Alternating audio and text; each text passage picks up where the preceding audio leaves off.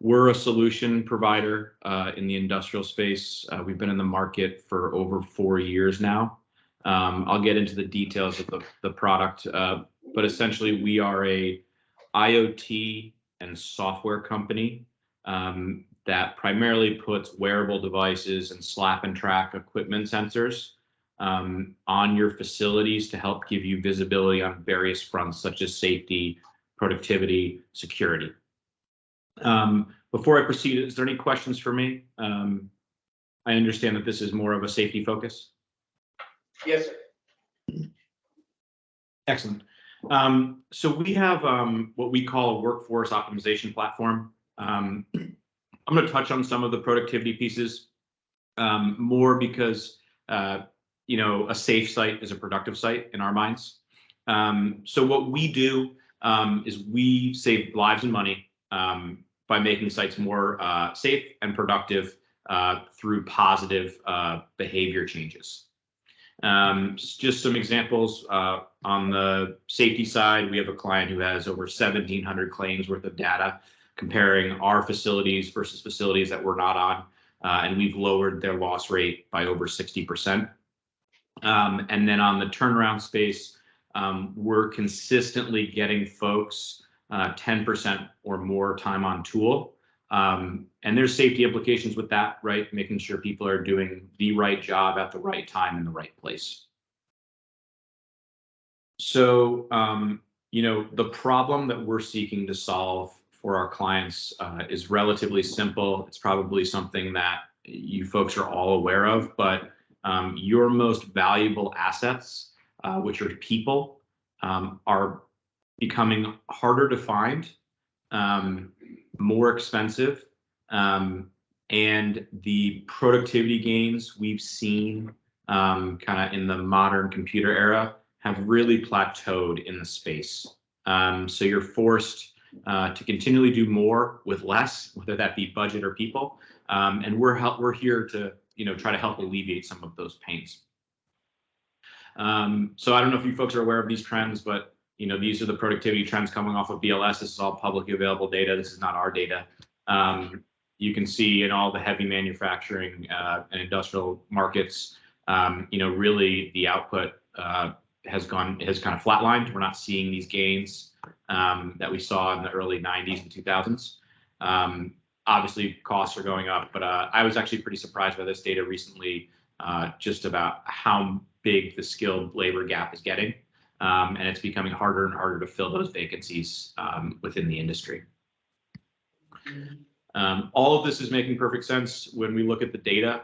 This is around progress, but we see it with cost of risk in the space too. Folks are seeking to get, keep assets online and get them back online. But when we do these turnarounds, we're missing the mark on schedule over 30% of the time, and we're almost always missing the budget, which speaks volumes to the problem. So our clients, what do they use our stuff to tackle? I apologize, I'm going a little faster. I'm not sure how wide of a time slot I have. If we could just get some clarity. You have till about 1 o'clock. 1 o'clock? Perfect. Yes, sir. Excellent, thank you. So the problems that our clients are tackling with our solutions are kind of on 3 fronts. We have labor productivity, which is really about keeping contractor costs in line, especially when you have time and material or cost plus structures, and maximizing tool time. Interestingly, this is not Big Brother, tracking. What we're looking at is making sure owner-driven processes and mandates around reporting or permitting, things like that, are properly staffed and feeding the beast rather than getting in the way of productivity. From a safety perspective, which is what I'm going to touch on quite a bit at the beginning of this, we focus on lone worker coverage and digital mustering. I have some case studies for folks like Hess and other companies like Nutrien who are using our product on these fronts. And then the third piece is very similar to the labor piece, but just with equipment. Making sure that the equivalent of access control is available to you on equipment, so you can get controls around your vendor equipment that you may not have telematic data on. And also from a utilization standpoint, we're able to identify who's operating pieces of equipment, which has safety and compliance implications.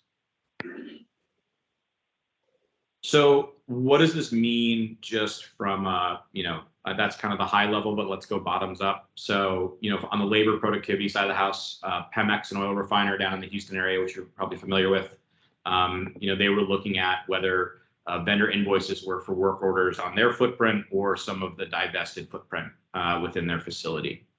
Invista is one of our longest customers, along with a few other Coke industry brands. They use our tool on their turnarounds specifically. They were having tool time of less than 50% on their turnarounds when their target was about 80. And they're actively removing bottlenecks in real time. They've driven that up to about 60 to 63% productivity. So pretty big gains on their side.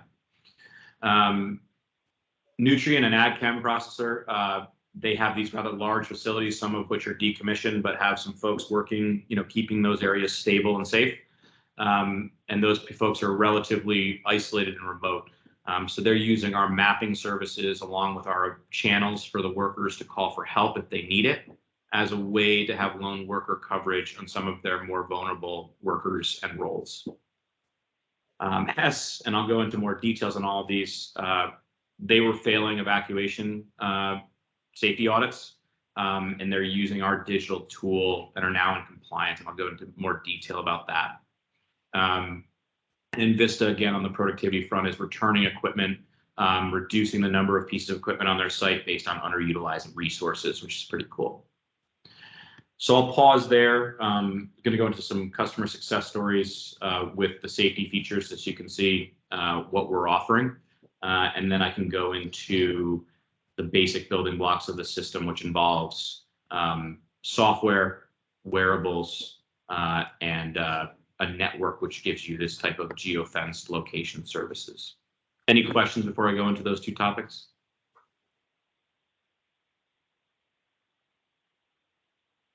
Excellent. So over on the right here, you'll see a relatively common view for our software.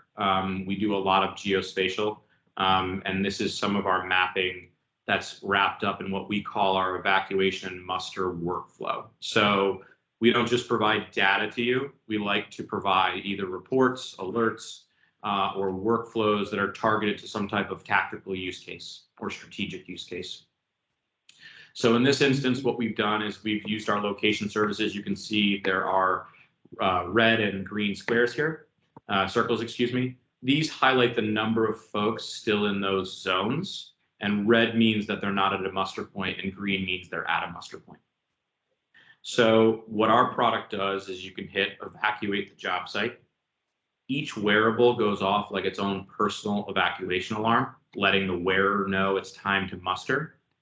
And the incident commander, along with the muster wardens, are able to digitally track folks from the origin of where they were at the beginning all the way to the muster points. There's some serious implications of this. I'm not sure how you folks are doing your emergency, but we, talked to Unilever Ammonium, Mitsubishi Mining, Eversource on their gas plants. And what was pretty common is this concept of extras, paper, clipboards, radios.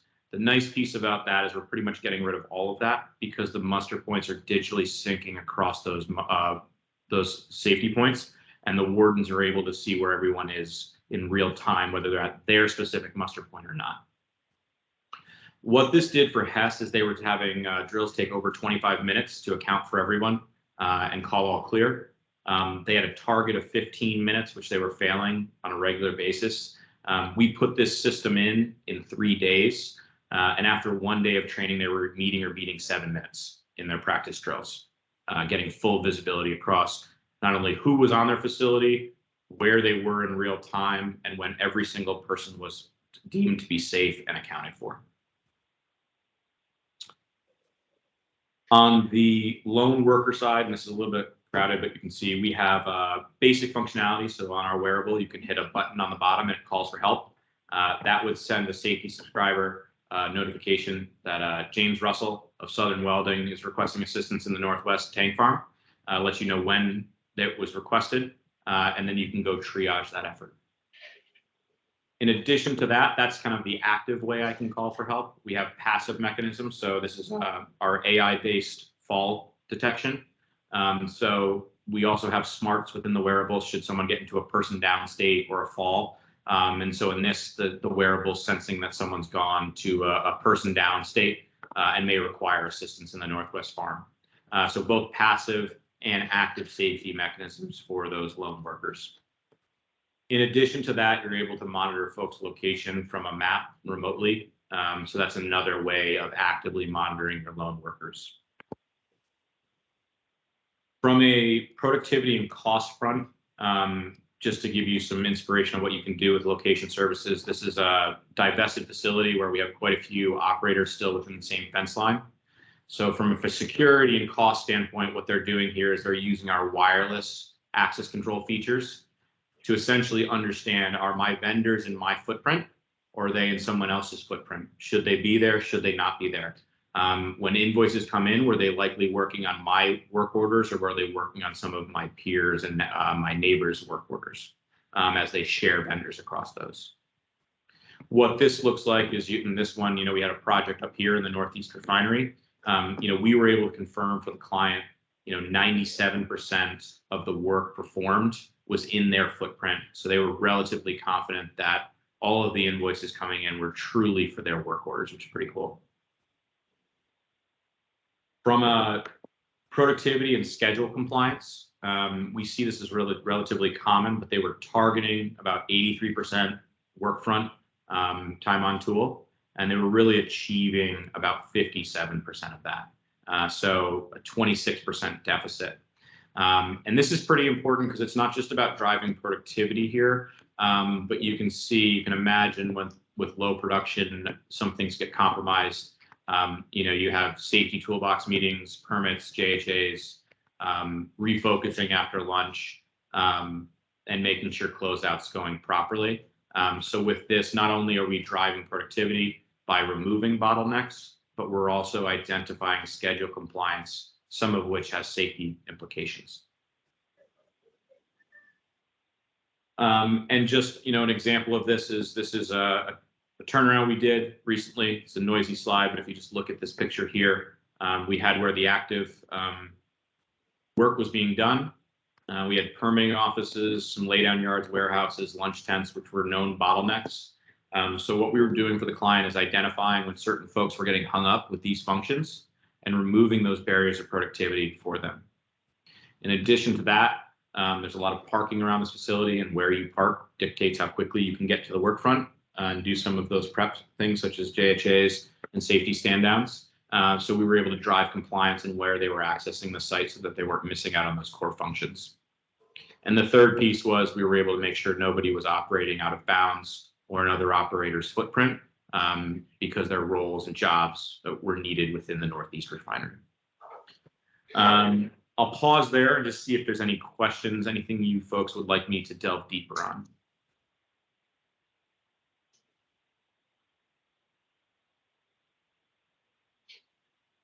Okay.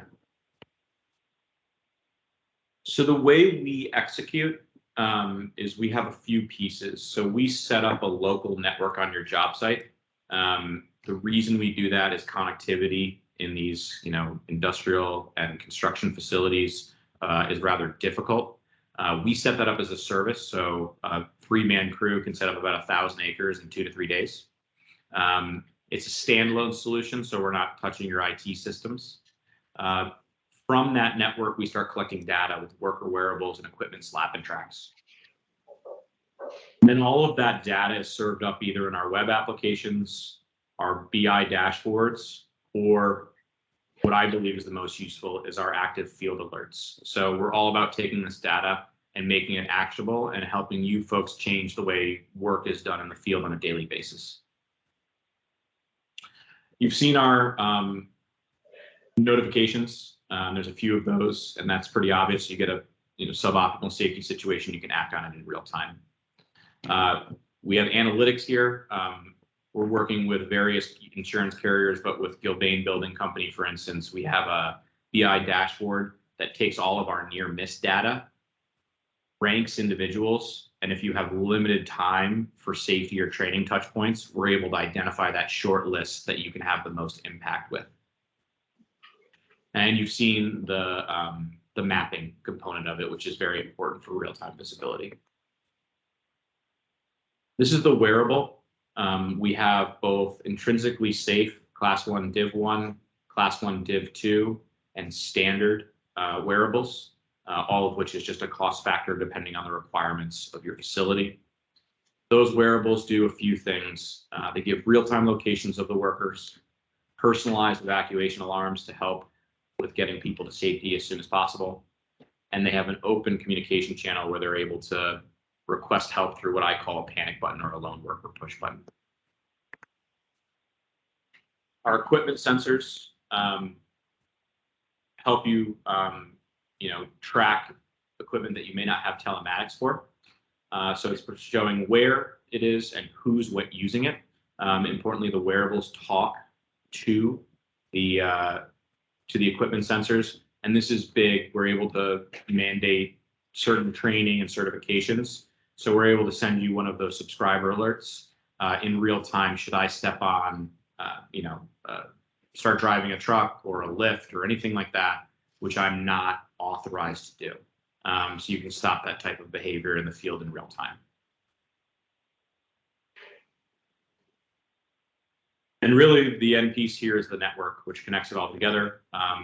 We try to keep folks away from, delving too deep on this because it's not really the outcomes oriented solution we're trying to sell, but just know that this is a robust network. On a 1,000-acre refinery, we're talking less than 100 of these nodes, of which we set up, maintain, and expand for you as a service as your use cases change. System itself is designed to be very practical. So our entire system can run off solar or battery power for 9 months, solar indefinitely.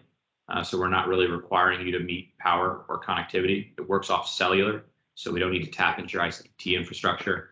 And the wearables themselves all last somewhere between 3 to 12 months, depending on what model you're using, in between charges. So this is not your nightly cell phone charge. The last piece before I get into questions is this is a job site tool. So the benefits of us setting up our own network on site is this wearable is a useless piece of plastic when it leaves your facility. We can't, nor do we care, to monitor folks outside of the workday and the work site. There's no GPS, there's no cellular, so there's really no ability to monitor folks outside the facility for your, defined objectives such as safety or productivity. So I'll pause there. That's our solution. And I want to see if there's any questions or, any clarity I can provide on the problem. Hey, Ian, I got a question about your last comment about the GPS. How would that work for your field service technicians that will actually either work from home or they'll travel outside, all over throughout the United States to work on an air conditioning or work on some type of piece of equipment? Yeah. Short answer is this is not the product for them. So we specialize in, greenfield construction projects, capital projects, right? Or fixed facilities such as a refinery, a chemical manufacturing facility.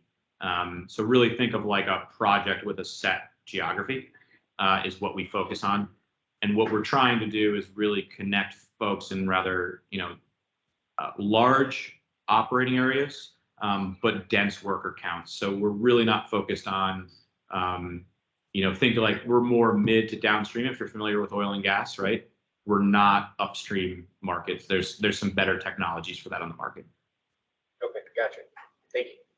Could you place a unit inside the vehicle itself that would track that lone worker in an AC type of environment like that, though? Yeah, so we're working. Mostly want to focus on what we're working on today, but we are working on something specifically to target a civil construction market where you could have one of these network nodes within all of the equipment. Folks don't get that far from their equipment in those environments. Like a wind farm, we're talking about doing that. where you could put a network node there and you could monitor who's on the job site based on who's within, 1,000 feet of the vehicle. Yeah, exactly what I'm looking for. Okay. I would love, I can send my contact detail. We're in the scoping there. If I'm candid with you, the biggest benefit we could receive in that front is domain expertise on what the problem really is. So I'd love to connect on that topic. Just know that that's not something we do today.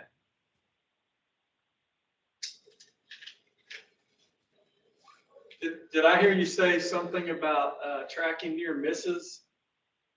Yes. So specifically on the slips, trips, and fall part of it. So the wearable does have an accelerometer, a gyro, and a pressure sensor in it.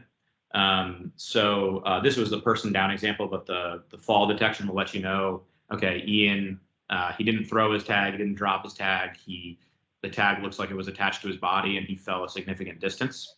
We'll send alerts for you to triage those in real time, but there's a ton of activity that we capture that doesn't require, immediate medical intervention.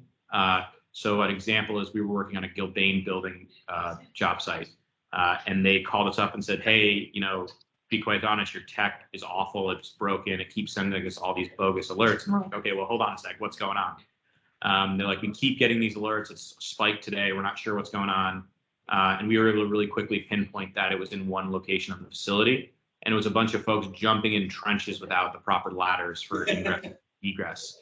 And they went out there, eventually thanked us, but they were about to throw us off the facility. So that's just an example of how we take those near misses and identify something. The other thing we do is I have a few KPIs, such as we call our behavior index, which has to do with all those slip, trips, and falls.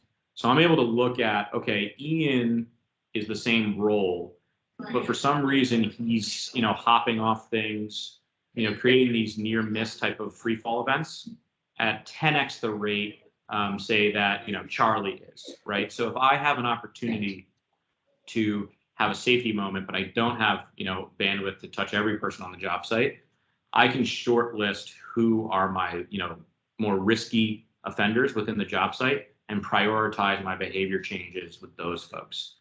So we have the behavior index, which has to do with slip, trips, and falls. We're able to monitor excessive hours where you don't have access control, working too late or too many consistent days. We track labor consistency. And we also track another popular one, has to do with, do you have the presence of supervision and proper support roles on the job site, such as fire watches, foremen, managers? And also, are the people getting the proper exposure to those folks in real time? So we made a contact tracing tool where the wearables would talk to each other for COVID and see how long were you exposed, right? And so we're taking that functionality. What does that mean outside of COVID, right? Because I don't think anyone is necessarily interested in investing in contact tracing solutions anymore. Two things we're doing on that front. Number one, we're making sure people are getting exposure to their managers on a regular basis. So they're getting exposure to leadership, right, for a whole slew of reasons. And then another piece is on the sustainability front. We're tracking certain things for folks like how much direct supervision are skilled tradesmen giving locally sourced labor, so that you can get sustainability statistics about how much you're investing in local community skill sets and economics where you operate, right? So just a few examples of near miss, but also safety functionality we offer through reporting. What does drop a tag mean? So, so think about it. I have a device, it detects free fall. So I can throw it to you, hey, here's your tag for the day, and you may fumble it and drop it. It's all about false positives, right? So we have smarts within the tag that filter out things that could be tricked as a safety event that really aren't, such as me, dropping it off my waist by accident as I'm taking it off. I don't want to send you an alert, right? That's kind of the boy that cried wolf, and will desensitize people to that functionality. So we have smarts that say, hey, we have really good data that free fall event was a fall, not something else. And just one other question, is there a way for the users to manually trigger the system to mark a location, maybe that something happened but not to them necessarily, like they witnessed something that needs to be unsafe. looked Yep. or So reported. folks use this panic button. That's really an open-ended feature for you. You know, we've had clients use it to document seeing unsafe behavior. So they'll click it, and then someone will come out and say, "Hey, what'd you see?" Well, I was seeing this. We've had, we actually saved a huge water damage claim because we had a vendor who, after hours, accidentally snapped a sprinkler head within a new construction build. They didn't have the facility manager's number. They hit the button, and they were able to shut that off in about 15 minutes rather than it running all night. So really, you could use that feature for whatever you like. Where we come in on that, importantly, this isn't a kit where a box just shows up. We set it up, and you get a few things with our service. You get an implementation plan. So we do a lot of the implementation, but we also help you resource anything that's your role. And then you also get a success plan. And so the success plan documents, well, what are my objectives, right? And you may say, hey, I want to have a feature where people are able to kind of anonymously let you know where unsafe things are happening, right? So we would set that up. We'd set up a procedure and training for the wearers, people who are wearing the wearables. And we'd also set up reporting for the end subscribers so that they could monitor the performance of the system. Did that answer your question? I'm not sure Yes. I necessarily nailed it. So, okay. Hey, Ian? Yep. How much does that tag weigh? The tag itself, let's see. Actually, I have some in my bag here. And then how do you attach? You mentioned earlier about clipping on a belt, but Yeah, so here's the wearable. We have a couple different form factors. So I'll stop presenting real quick and see if, just so I can see my own screen, show you what I'm showing. So this is the wearable here. It's small. It's like, I don't know, it's about the size, if you're familiar with the pagers from like the 90s. Very light, I wear it on my waist every day. I don't feel it. We also have different mounting options. So I don't know if you can see this one here, but there's actually a molded bucket that we're snapping the wearable into. And so where that's key is this is an adapter to put it on the waist, just like the first one I showed you. We also have it mounted to the helmet. It can be worn on a lanyard, or even we have these industrial, if you're familiar with the kind of the clips for gas monitors, we have those, and those are really common to do to the flame retardant suits.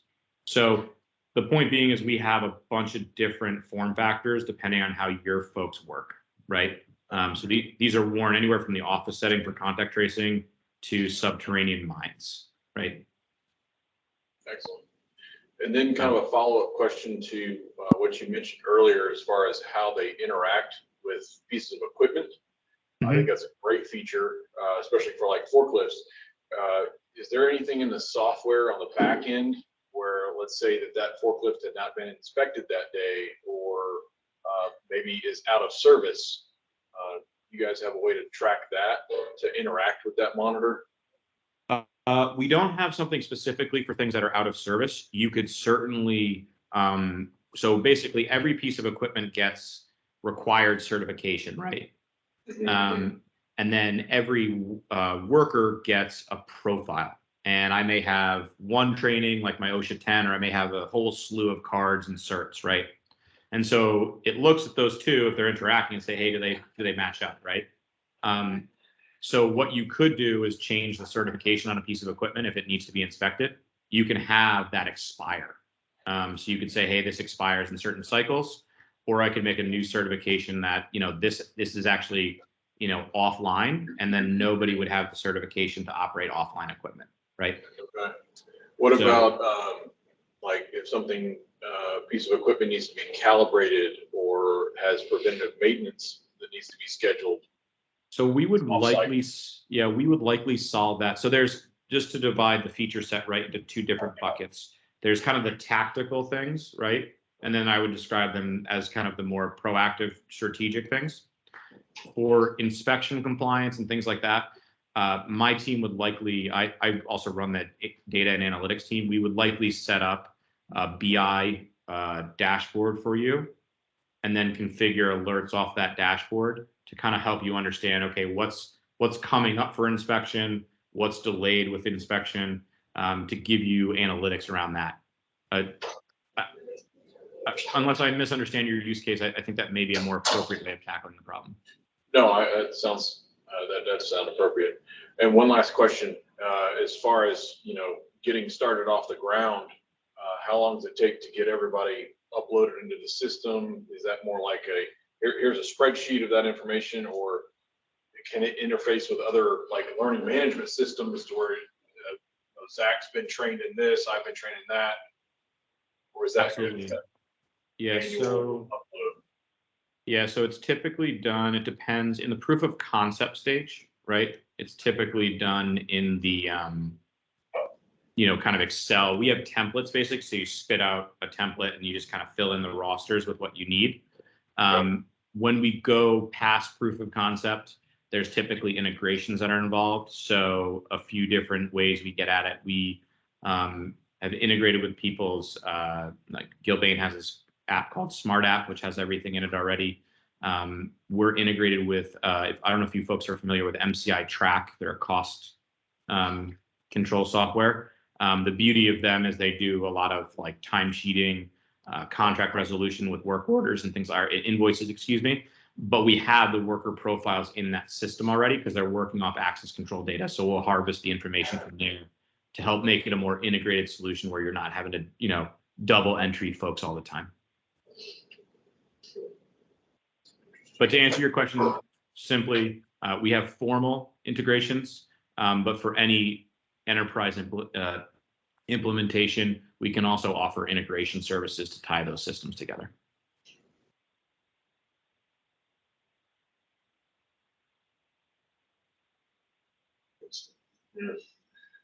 I just have one other quick question, just for my knowledge. What radio system do y'all use for your mesh? So we use 900 megahertz, the open band. It's a proprietary protocol. So are you familiar with 900 megahertz at all? Yeah. Yeah, so I don't know if you're familiar with like LoRa or some of the other Zigbee, some of those other solutions.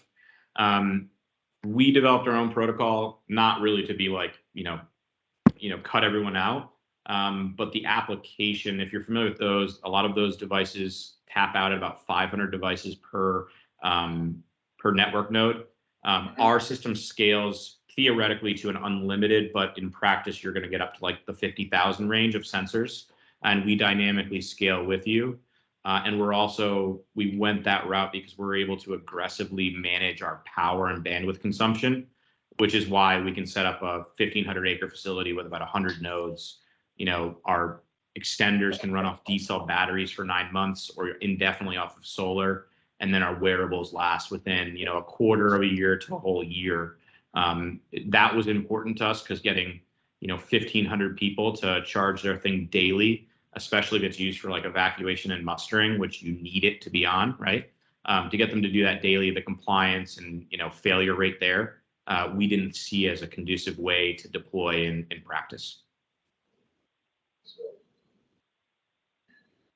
But to also answer your question, we don't, we've never had an issue with interference with existing 900 megahertz systems on facilities. We do channel hopping, and we also operate within the FCC, power requirements for us to be certified in the States. Did that answer your question? Yes. Okay, excellent. So do you guys have like tiered packages for what you Yeah. get? Yeah, so we can get into our pricing model a little bit more. So just to really quickly go to like our pricing model, right? So you typically buy the end equipment, so like the wearable and the equipment sensor. Those are upfront costs. The wearable ranges somewhere between $100 to $300, depending on what, list price for what you whether you do class 1 div 1, right, or our standard tag. And then the network is part of our SaaS fee. So there's a software fee, an annual software fee, and that includes all the network hardware that you're leasing, and the software feature tiers that you select. And then there's a couple one-time fees for implementation when we set up the network, or if we come out for servicing. The tiers themselves and just the way to kind of think about where the way the software tiers work. And we can go into more details if there's interest. There's a whole formal sales presentation. I was just more kind of doing this for the wider audience. But if you think about the way our features work, we have kind of the sensor-based features. So think like just a really good example is the push button. I need help because I pushed a button versus the device having AI on it that says, hey, I think Ian fell, get them help, even without Ian asking for it, right? So that's really our kind of standard versus premium offerings. And then there's kind of standard and premium with reporting. So these are timesheets. You can see here, this is equipment usage. So you're seeing both engine runtime, the location, and who operated it. So we're classifying location, where it was in the footprint, things like that. But then you can see over here, this is rather than taking man hours and location, you kind of like pulling it back. This is literally saying, hey, on this turnaround, we had about 63% productivity. These are how the crews are performing, and for each crew, what bottleneck is affecting them, right? So that's a little bit more sophisticated packaging of the location services and man hours. So that's how we price. And just a third example of standard versus premium. Standard, you can get all the wearables to alarm, right? Premium, you're getting that workflow specific interface where you're seeing everyone, all the extras and muster points are syncing in real time. But probably more importantly, you're getting a performance report at the end. And this is where someone like Hess, they implemented our system and they're able to say, oh my gosh, it actually is taking people way too long to get out of this zone. Why is that? Oh, we need more muster points or another muster point over here, or this muster point's actually useless. No one ever utilizes it. Let's put those resources somewhere else where they'd be more valuable. And that's how we get that continuous improvement in safety. So that was a long-winded way of saying, here's our kind of our standard versus premium. Did that answer the question? I can go into. Yes, thank you. Okay. You did mention the slip, trips, and falls type of thing. Do you guys have an accelerometer in there? Yes, sir. We have an accelerometer, a three-way accelerometer, a three-way gyro, which is angular acceleration. So imagine spinning. And then we also have a pressure sensor because I didn't mention this, but not only do we place people on the horizontal plane, but we can place people accurately on floors. So we started off in commercial construction. We've deployed 90-story high rises in Manhattan, and we're able to place every worker on every floor so you know what their elevation is and what floor they're on. So right now with the accelerometer, the gyro, and the pressure sensor, we're doing a few things, just examples. So this thing wakes up, so I know if you're wearing it or not, right? So if you think of it like a time card, if I walk off the facility out of the network, I time out, I badge out, right? If I take this off and put it on my desk and then go home, I also badge out because I know the tag's not actively being worn. We do the fall detection and person down with those three sensors. And we're also doing the elevation placement with those sensors in addition to that. There's other opportunities there, but that's currently what we're leveraging it for. Thank you, Ian.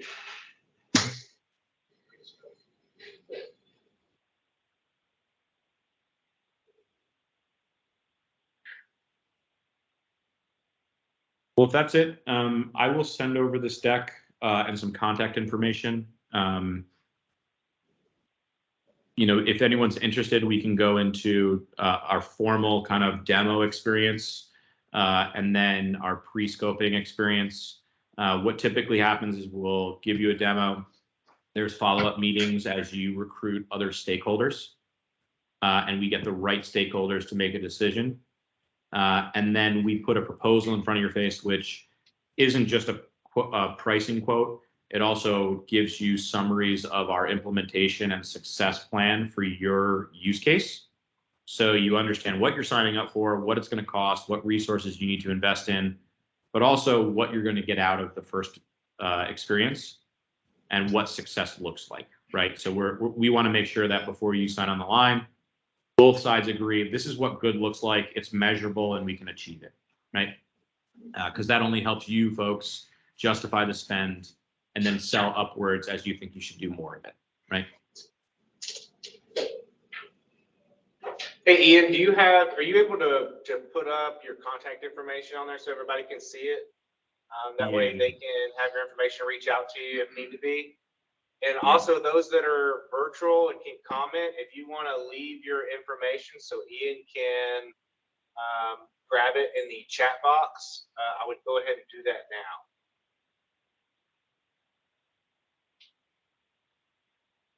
And just so you folks know who I am, I'm the VP of product. I started off as our principal data scientist. I'm very much on the solution architecting side. So any enterprise accounts, I typically, or large, industrial accounts, I typically get involved in the sales cycle more to make sure I'm capturing your requirements so that we succeed together. But if we, understanding your use case, I can connect you to the right vertical sales person or any of our technical specialists if you had engineering oriented questions. So I can certainly kind of quarterback you to the right audience. I'm not a salesman. I'm in we're in Norwalk, Connecticut. It's a suburb of the New York City metro. But most of our company is now remote, and we have folks in the Houston area, Montana, all over the place. And we travel to anywhere we need to go.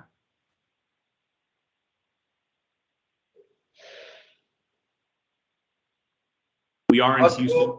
We are in Houston quite a bit. So if you wanted to schedule some in-person demos too, we're more than willing to, get on the plane and get down to Houston. We always have a reason to be down in Houston or DFW.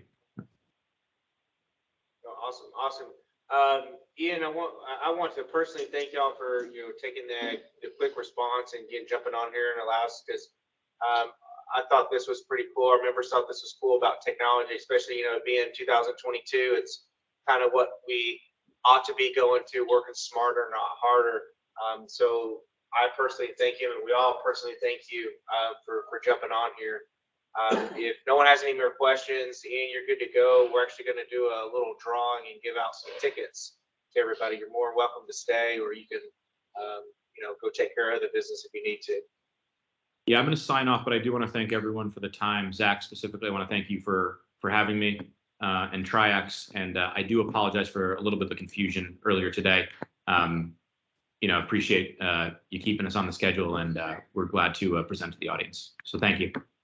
Thank you, Ian. Thank you. Have a good one. Have a nice week. You too.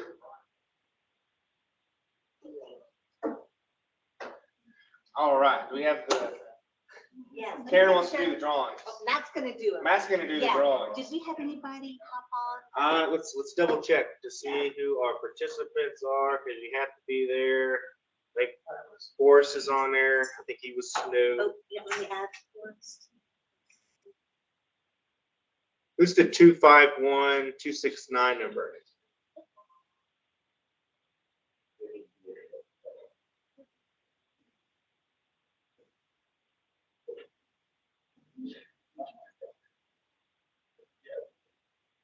Nope.